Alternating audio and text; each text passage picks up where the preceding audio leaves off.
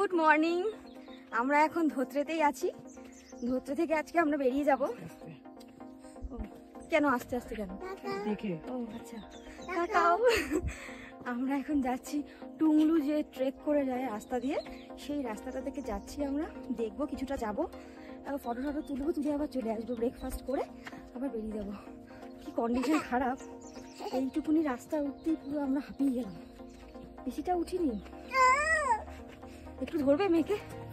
ওরে বাবারে, দাঁড়া, হাঁটি হাঁটি বাবা করবি, দাঁড়া। ওরে বাবারে, হাত ধরো, বাবা বাবার হাত ধরো। চলো তোমাদের রাস্তাটা দেখিয়ে দিই। এই দেখো, এখানেও হোমস্টে আছে।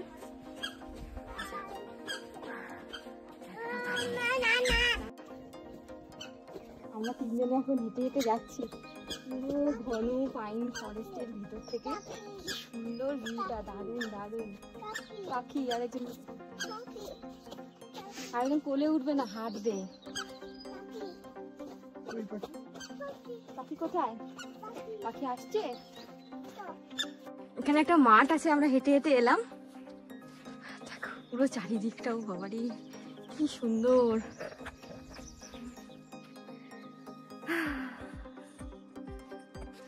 আজকে হিয়াও খুব তাড়াতাড়ি উঠে গেছে, 7টার মধ্যে উঠে গেছে।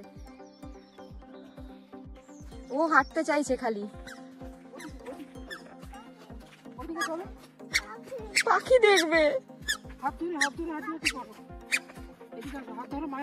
হাত ধরে নাও হিয়া। আমাদের পদ্মা হোমস্টের ভেতরে কিচেন স্পেস প্লাস ডাইনিং, খুব সুন্দর জায়গাটাও, আর ওরা খুব মেনটেন করে রাখে, খুব পরিষ্কার পরিচ্ছন্ন।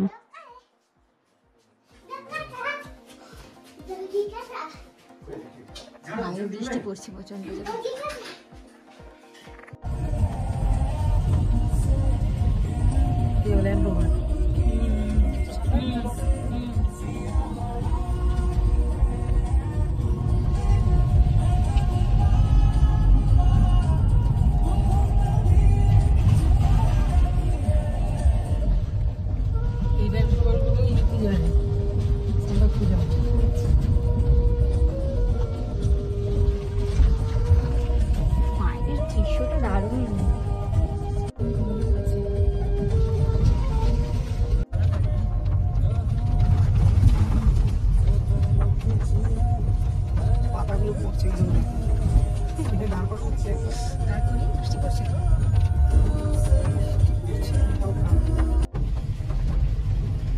ভালোই জোরে বৃষ্টি হচ্ছে।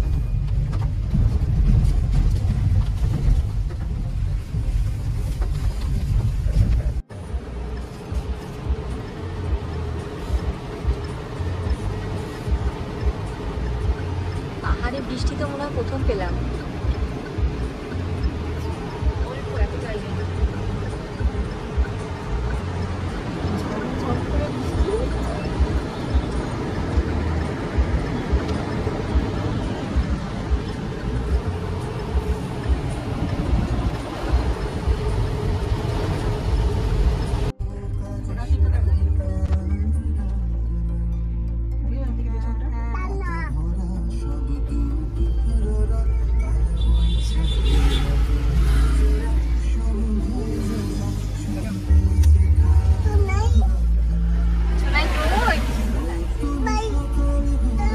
বাড়ি চলে গেছে।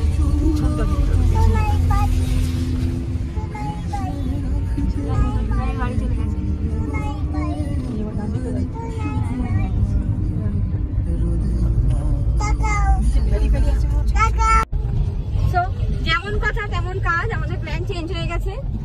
আমরা চলে এসেছি অভলধারাতে। এখন আসিনি, এখন যাচ্ছি, রাস্তায় আছি। রাস্তাটা দারুণ, 1 ঘন্টা মতো লাগবে। দেখাচ্ছে 3:58 আমরা পৌঁছাবো। তোমাদের রাস্তার ভিউটা একবার দেখিয়ে দিই, দাঁড়াও। বাবা দেখি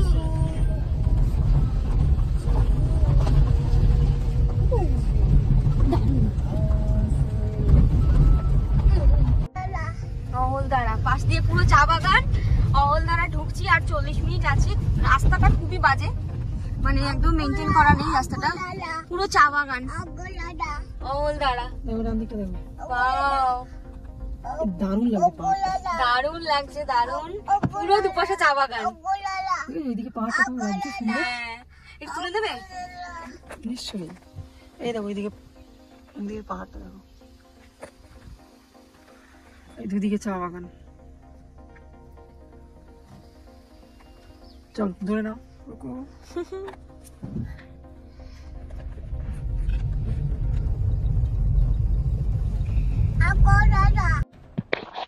তো আমরা চলে এসেছি অহলদারাতে। এখানে যে কটেজ গুলো দেখা যাচ্ছে সেগুলো আমরা পাইনি, আমরা অন্য কটেজে ছিলাম। এইটা হচ্ছে টপ, এই টপেরটা পাইনি, আমরা একটু নিচে ছিলাম। নিচে গিয়ে আমরা মানে হেঁটে হেঁটে ভিউ পয়েন্টে গেছিলাম। এই হচ্ছে আমাদের রুম থেকে ভিউ। অহলধারাতে রয়েছি আমরা এখন। আর উপরে আরো টপে যাওয়া যায়, ওই ওই দিকটাতে, ওইদিকেও ভিউ আছে ভালো।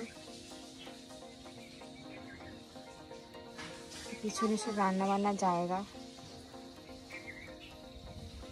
খুব সুন্দর জায়গাটা। আকাশ গেছে ফ্রেশ হতে, ও ফ্রেশ হয়ে আসলে পরে তখন আমরা একটু বাইরে পায়চারি করতে বেরোবো। যথারীতি আমরা এটাকে অগোছালো করে ফেলেছি।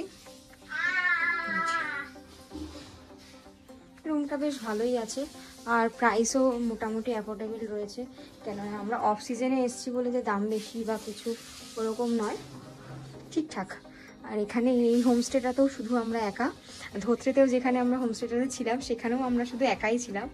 তো যাই হোক, একা থাকারও একটা আলাদা মজা রয়েছে। দিয়ে যাই হোক, খুব সুন্দর জায়গাটা, তোমরা কিন্তু অবশ্যই আসতে পারো। কিন্তু এখানকার রাস্তাঘাটটা মানে আসার সময় রাস্তাটা খুবই বাজে ছিল, আর রাস্তাটা বড্ড এবড়ো খেবড়ো। এমনিতে সব ঠিক আছে, কিন্তু রাস্তাটা যদি একটু ঠিকঠাক হতো তাহলে কিন্তু আসাটাও খুব কমফোর্টেবল হতো। তো চলো, যখন আমরা বেরোবো তখন আমরা আবার একটু ভিডিও করে তোমাদের দেখিয়ে দেবো আশেপাশে সব জিনিসপত্রগুলো।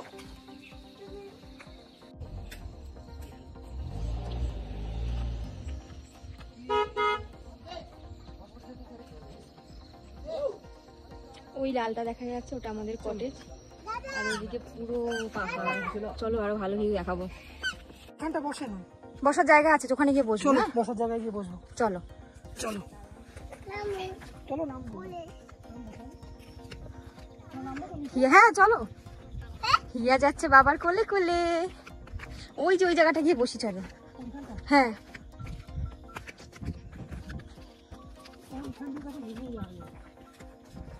না নামার দোকানে আবার উঠতে হবে তো।